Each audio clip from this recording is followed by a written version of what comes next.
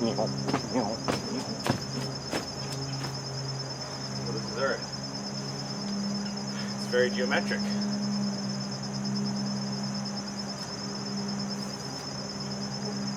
Hello, subscribers. I'm at Amphibia Calboon Choi. And here to tell you about Amphibia's 3-part series finale, which should have done in May, but I just didn't know what to say yet. So that's why I'm 5 months late on this, but better late than never, right? Well, you know what? I have to keep this short and sweet because, no joke, Amphibia's 3-episode series finale is 100 minutes long. I'm serious. The 3 armies and the beginning of the end is a 23-minute episode, and then All In is a special extended 47-minute episode, and then after that, the hardest thing is a 30-minute episode that, with commercials, is too long for a standard half-hour programming block, but also too long for. But the last episode, the hardest thing, is a 30-minute episode that, with commercial time included, is too long for a standard 30-minute programming block, but also too short for a full-hour programming block. In the 3 armies, I thought it was funny when Amphibia made a dirty joke about underwear as support, which also happened in a Pepper Ann episode in support of which. That might be why we see Pepper Ann twice in the Amphibia episode All In in the background. Because I probably liked watching Pepper Ann as a kid, and the more I think about it, Pepper Ann and Amphibia as animated Disney Channel shows have more in common than I thought they did, or more in common than I knew they did. But it was also very interesting the way that Amphibia and Sasha used the movie they watched with Marcy, War of the Warlocks, to strategize how to get frogs, newts, and toads to unite and team up together against King Andrius and his robot army. Well, you know, because Amphibia's a kid's show and they don't want to have real flesh and blood amphibians slaughtering each other. And because there already weren't too many newts who were fighting on King Andrius' side anyways. So, yeah, in the 3 armies, and in Sasha's strategizing how to unite different parties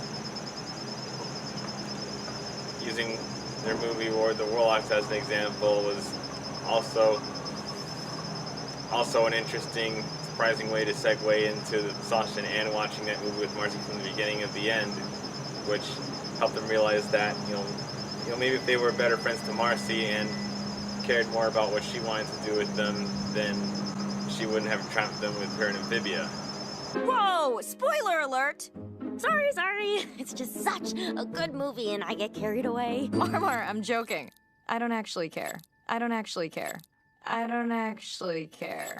even though Sasha and Anne started to dislike Marcy after King Andrius pressured Marcy into revealing what she did in true colors, it's still really nice to see character development on both sides of this conflict. In the beginning of the end, Anne and Sasha realized that they should have been better friends to Marcy, because if they were, then she wouldn't have trapped them in Amphibia with her or without her. You know, started them each on an epic quest on 3 different ends to coming together from 3 different ends to unite with one another. And Marcy, and then when we see Marcy with Marcy, and then we see what Marcy is doing in the core in All In, Marcy learns the lesson that Mabel Pine should have learned a long time ago when we were getting to escape from reality. We want what you want. Always and forever. This isn't real, is it? The real Anne and Sasha don't want what I want, and it hurts. But forcing them to follow my dreams is wrong. I've learned that the hard way. Haley Ju's voice acting in this episode is incredibly superb, and so is Keith David's, for King Andrius, and Justin Feldbinger and Brenda Song, Greek Lantern, and Boon Choi. If there are breakout performance awards for voice actors, Haley Ju is a rising star who definitely deserves one. And my honest opinion. Because as far as 13th birthday party storylines go, what Alex Hirsch failed to do in 2 seasons of Gravity Falls, Kelsey Abbott succeeded to do in just 1 season of 12 Forever, and Matt Brawley improved on it even more in 3 seasons of Amphibia, when at the end of Amphibia's 2nd season, that was revealed to be the entire conflict that began the show, and not just a special season finale event like it was in Gravity Falls and 12 Forever, when those other 2 shows had different Mabel versus the Future and Talk Forever Together Forever at the end of Gravity Falls 2nd season, 12 Forever's 1st season. And the whole the fact that a lot of people who used to be fans of Gravity Falls, and especially people who are still fans of Gravity Falls now, are disappointed in Gravity Falls throwing away a perfectly good opportunity for character development between Mabel, Dipper, and Wendy, when they're worried about growing apart from one another, and from each other, and thinking about what the other one wants and needs with them.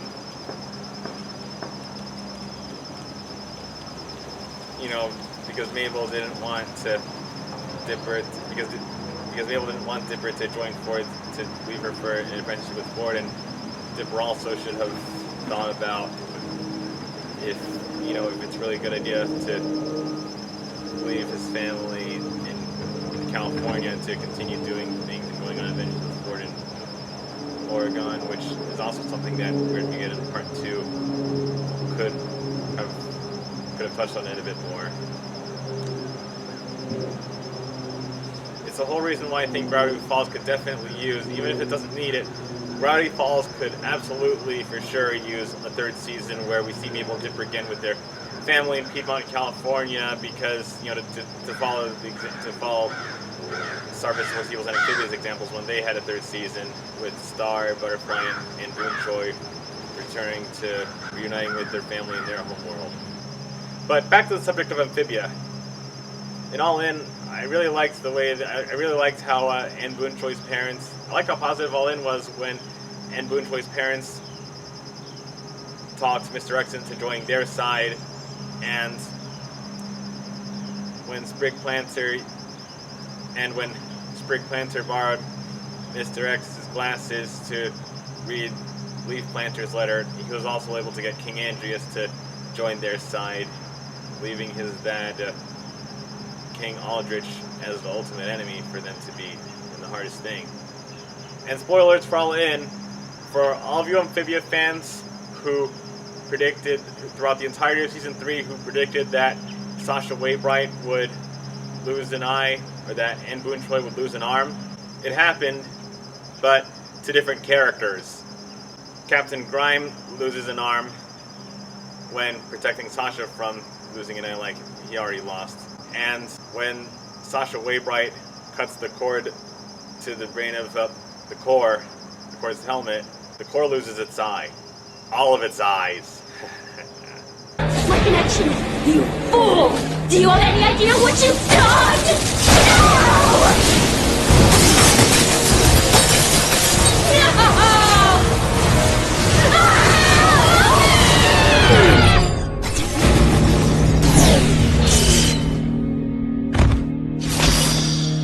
And that face of Anne in the 3 Armies is the origin of Amphibia's YouTube channel icon.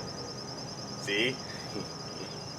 But after Sasha Waybright cut the cord to the Core in All In, it returns for one last shot in The Hardest Thing. This is the coolest, most anime thing that's ever happened to me. I'm so happy to be able to fight by your side. It's when Anne, Marcy, and Sasha and Andreas' robots have to save the whole planet of the planet of Amphibia from the Core, and they fight together until Anne Boonchoy and Anne alone sacrifices her life to save everybody else from the Core. It was very sad to see Anne Boonchoy pass away same way that Bugs Bunny did in Space Jam: New Legacy.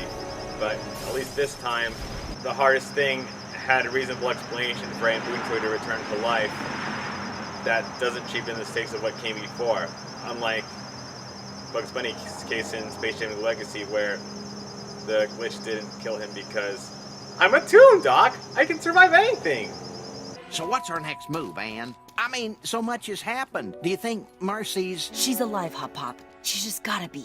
Yeah, Marcy, Wu, and Boonchoy are cartoon characters too, but they can't survive anything. Marcy was lucky that King Andreas wanted her alive after he stabbed her in true colors, which to this day is still the closest that Disney Channel has ever gotten to impaling Phineas and Ferb characters in their Star Wars crossovers, because it was a violent thing I'm sure they weren't allowed to do and made the Ferb be with you. Because, you know, to keep it kid-friendly for Phineas and Ferb audiences, they didn't want to subject Phineas and Ferb characters to the more violent parts of Star Wars, obviously. But they might do that in their 2 sequels to their, you know, animated remakes of the original trilogy in seasons 5 and 6 of Phineas and Ferb. It can still happen in Phineas and Ferb's crossover episodes / animated remakes with Empire Strikes Back and Return of the Jedi. Till then, may the Ferb be with you.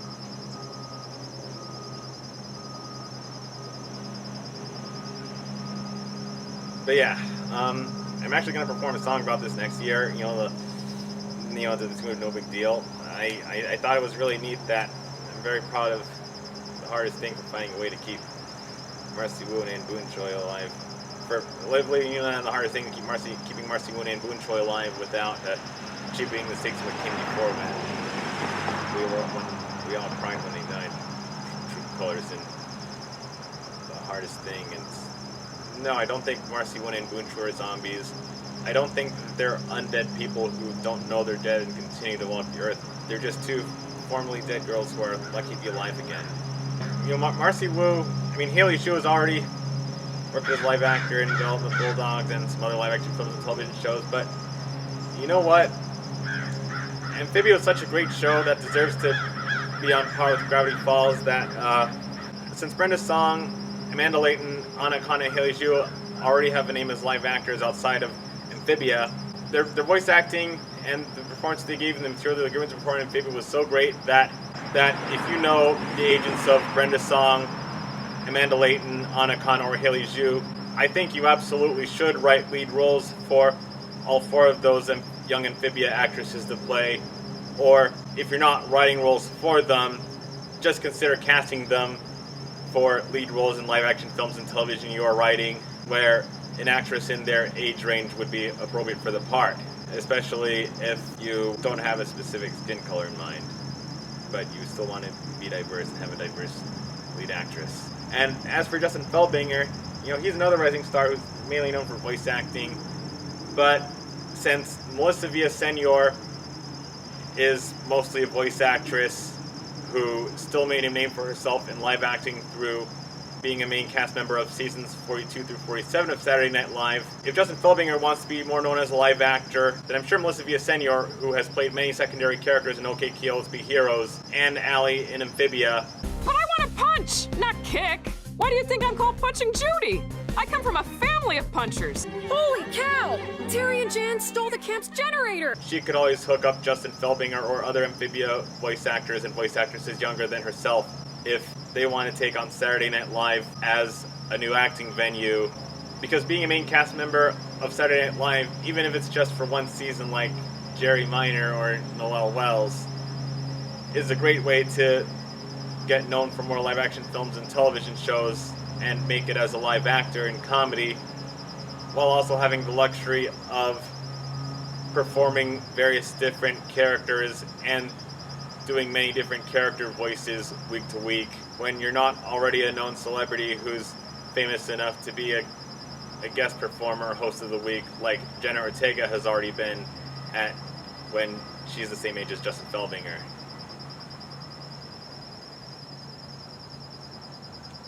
And while I commend Amphibia for being much better than Gravity Falls in many key elements regarding character development and world building, Oh, girls do what we like. Oh, we're taking over tonight.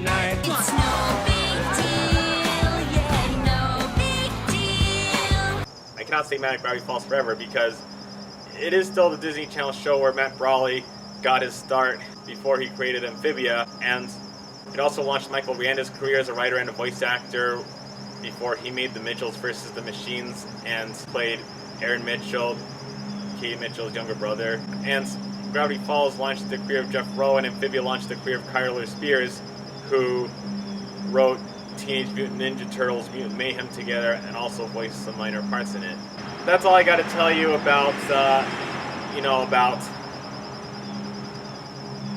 the twists and turns that I liked about Amphibia's 3-episode, 100-minute series finale that, while it had a lot of things happening in it, was still much better written, better executed, and less complicated than the 5-episode finale of Star vs. the Forces of Evil, which, I must remind you, also still did some things right from which a rival Gravity Falls can learn, where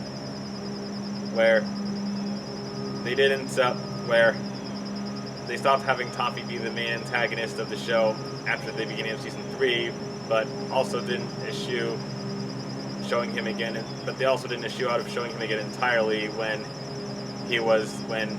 his legacy was still an important part of later stories. So I do wish I should see Seth again. And it's kind of funny about Star vs. the Forces of Evil is in a live stream